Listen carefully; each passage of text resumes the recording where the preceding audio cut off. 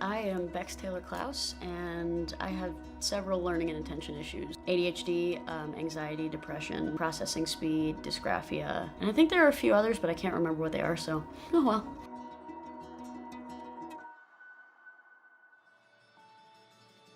I remember my first grade through fourth grade year, I was a wild child. One of my teachers called me a tablecloth because I would just drape myself over my desk because I could not sit still. That school actually requested that I not come back for my fifth grade year because they did not think that they could continue to teach me in a way that I needed to learn, which was really hard at the time, but looking back, it was exactly what needed to happen because in those days, they weren't ready to teach me in the way I needed to be taught. And they didn't have the resources, they didn't have the knowledge. I definitely had to kind of figure out how to shift that in my own brain after being told so many times that I was not enough. I had to really find it in myself to be like, no, that's wrong. They just don't understand.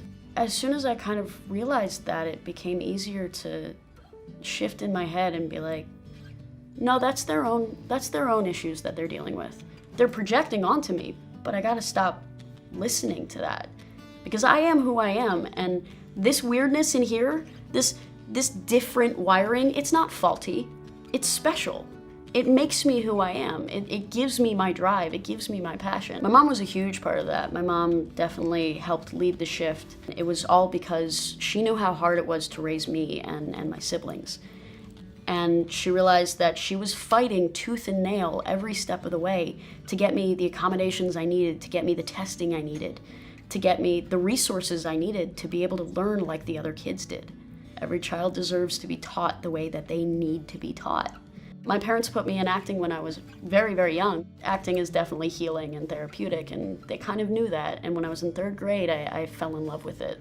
The idea of getting to dive in and be someone else, be something else, be anything I wanted to be.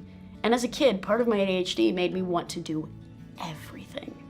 Every sport, every instrument, every art form, everything I wanted to be, every career path I came across. I never thought my ADHD could be an asset, and it's really nice to be able to look at it now and go, no, that's why I do what I do. I have two time frames. My ADHD gives me two time frames, now and not now. So when I'm working, everything fits into the now. Everything else melts away. So obviously that's something I still have to work on with my ADHD, is not leaving everything for future Bex. But it's a constant learning process. When you're a little larger than life, sometimes you do need to come back down to earth a little bit, but there's nothing wrong with having those spurts of just beautiful ADHD energy where you just get to create everything you've ever dreamed of creating. It gives you the creativity, the passion, the drive, the ability. As soon as you learn how to harness it, you have the ability to do everything you want to do. The biggest message I want to give to kids with learning and attention issues is ask for help. There's no shame in it. We're taught as a society that there's something wrong with needing something or someone. There is not. That's incorrect. It's totally okay for you not to know what to do here. It's totally okay for you to need someone's guidance. And yes, it's hard as nails. It's so difficult to ask.